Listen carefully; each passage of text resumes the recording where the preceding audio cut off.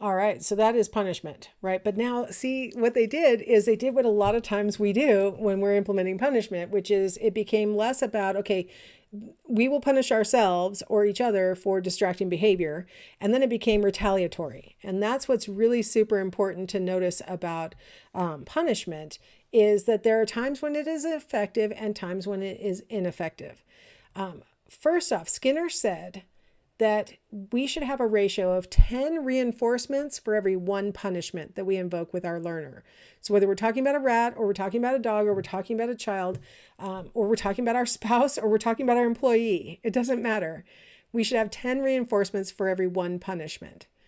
When my husband was in the military, they used to have a saying, and I apologize in advance, there's a one word of profanity in this saying. One oh shit can override 1,000 attaboys. And what they were referring to is if you mess up one time, it's like all the stuff you've been doing all up until that point is all gone. And now you're back in the hole and you messed up. You don't really want your learner to have that mindset. You want them to recognize all the things that you want them to be doing, with the mindset being, we want them to be busy doing the desirable behaviors so that they are not really having opportunities to be doing stuff that we really don't want them to do. And we guide them towards desirable behavior. Now, if this is sounding manipulative at all, Skinner really thought that the environment was all powerful and that you could shape your learner towards any behavior. He said that reinforcement was more effective in shaping behavior. He didn't have a problem with punishment per se. He wasn't feeling sympathy for, the rat or the pigeon whose feet got shocked. He was just saying what he has observed is that learners change their behavior more effectively when they are given information about what they're doing right than when they're given information about what they're doing wrong. He thought that punishment was less informative. So all you're being told in punishment is that thing right before this bad feedback was wrong. But what leading up to it might have been right. Who knows? Like, where did I go wrong? At what point was it wrong? There's not as much information in punishment as there is in reinforcement. It triggers the learner to feel fearful of the person who's implementing punishment. They're worried that they're going to get caught by the person who's going to implement the punishment or made to feel bad. They feel helpless that, I had this one mistake or this one behavior that you don't like, and there's nothing I can do to get out of it. It makes them feel helpless. It can cause retaliation. And that's what you saw in the Big Bang Theory example. They start retaliating. You pulled my, what's it called, duct tape off of my arm, and I don't feel like it was justified, so I get to retaliate.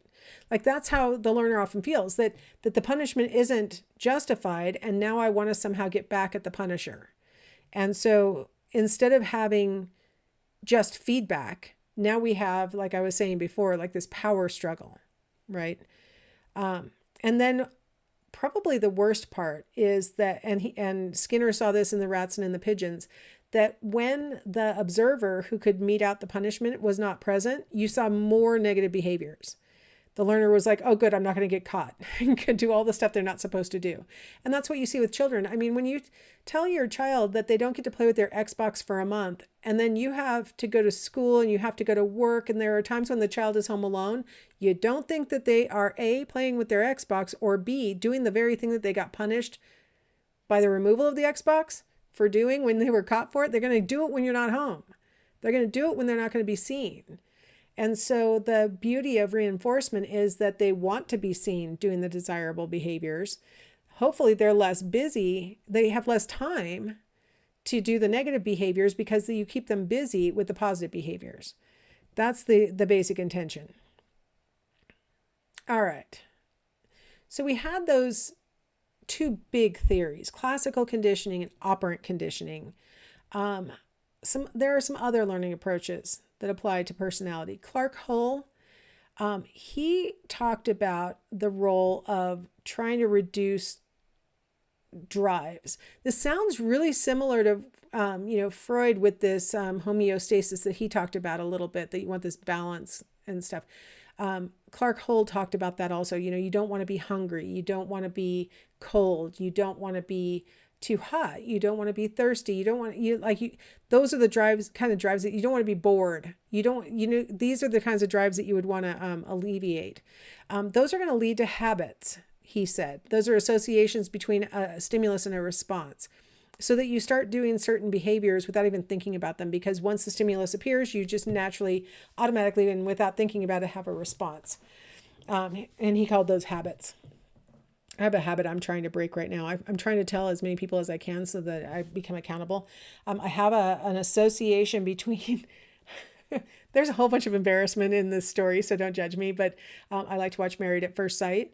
And there's something about whenever I watch Married at First Sight that I always feel like eating some candy while I'm watching Married at First Sight. And somehow I have enablers in the world who provide me with candy as little, like, you did something nice for me treats and stuff. So I'll have, my personal favorites are black licorice.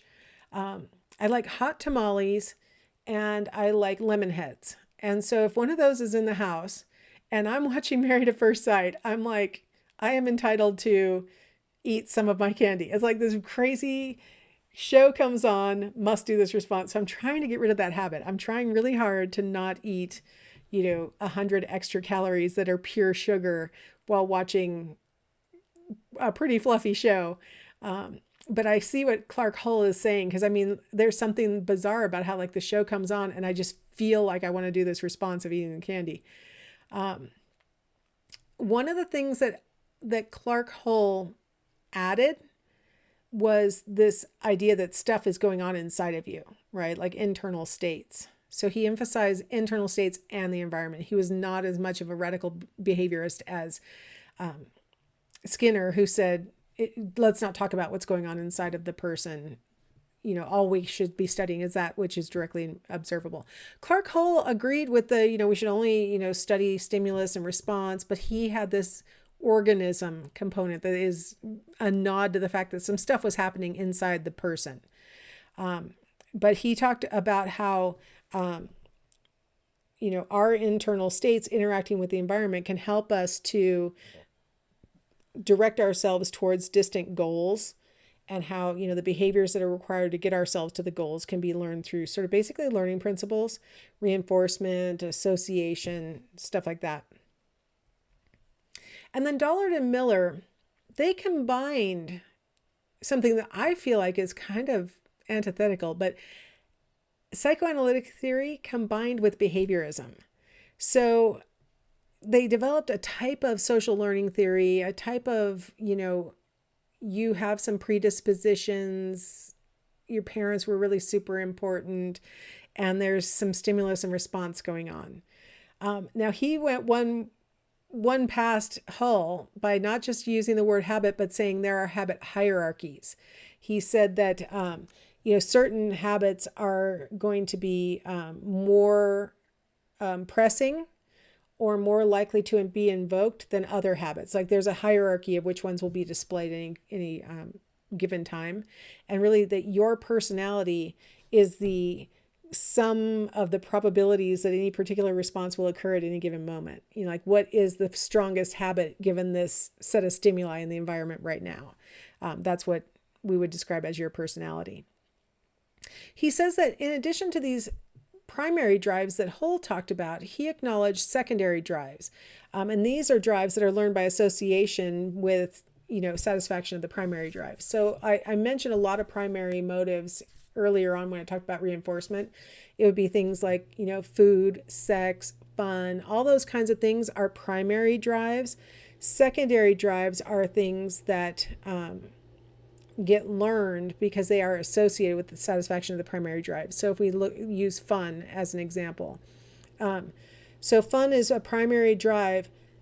Secondary drives that are around that might involve things like being with other people. Like maybe that's what facilitates fun for you.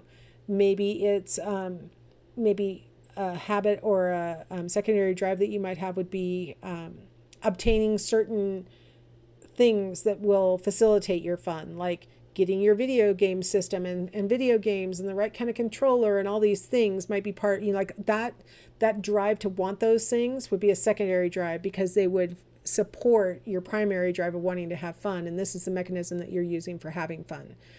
So that's the idea with Dollard and Miller's model, is that you've got, like a whole bunch of other drives, these secondary drives that support the things that you are primarily driven by. And then Dollard and Miller talked about aggression, and this is something that the other learning theorists did not address, right? They argued that aggression happens when there's a blocking of efforts to attain a certain goal. So if you have a primary or a secondary drive and it's being thwarted, that's going to foster aggression. So this is the first time we're really seeing aggression outside of the psychoanalytic. So you can kind of see how, Dollard and Miller are like, well, the psychoanalytic theorists had some stuff to say, right? Like, what about aggression? The difference is Dollard and Miller didn't think that aggression came out of your id, your unconscious part of your personality. They said instead, it's more frustration. Frustration can lead to aggression. So, it can be stuff that's going on out in the environment, right? Other people are depriving you of what you want to do.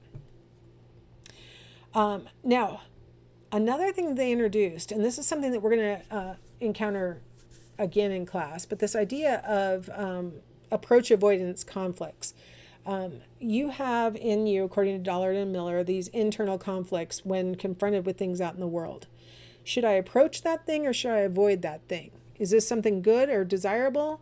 And they called this an approach avoidance conflict. And they're saying one goal can have positive and negative aspects to it, right? Like as you're thinking about whether you want to continue on with college and finish even what you've started at this level or go to the next level, as you're considering those things, that the goal that you're considering has some positive components to it and has some negative components to it, right? It has positive components of maybe getting you where you want to go in your career, but it has some negative aspects as far as like cost and time invested and like all these. You've got some good and some bad with any goal that you can think of. An approach conflict is where you have two different goals and they both have positive aspects. So let's say instead of whether you're trying to consider whether to continue to the next level of your education, but instead now you're saying, should I continue on with that or should I follow this job offer that I've been given? Like they both have positive aspects. The further training might allow me to not only get a job like this when I graduate, but maybe even a better one. If I take the job now, I'll have income and maybe there's growth within the company. And like they both have positive aspects. And now I have to try and figure out, which one is better. Like both have positive aspects. Avoidance conflict refers to two goals. You have to pick one, but they both have negative aspects. You're like, okay, well, both of them seem pretty bad. So which one do I really want to pursue? And so you have to figure out a way to resolve that conflict. So Dollard and Miller really talked about these things that might be going on inside of us where, the outcome might be purely rewarding regardless of which one we choose, but we just have to decide which one's like more rewarding. Might be purely punishing, but we have to kind of decide which punishment we'd rather have. Or, there's some good, some bad, one goal and it's like, oh gosh, they both have good and bad. I'd argue that, within your approach conflict, both of the goals have positive aspects, but they probably both have some negatives. Like it's hard for me to imagine two purely approach goals. Every goal has some good and some sacrifice at the minimum, let alone maybe some punishment at the maximum. So I'm looking at this through the lens of, 2022 logic. Dollard and Miller were presenting this back in the 50s when, really just talking about internal conflicts at all was considered kind of not appropriate in psychology. So this wasn't a completely fleshed out model in the way that you would kind of expect today. All right. Well, that concludes our learning models. So I will see you in the next chapter.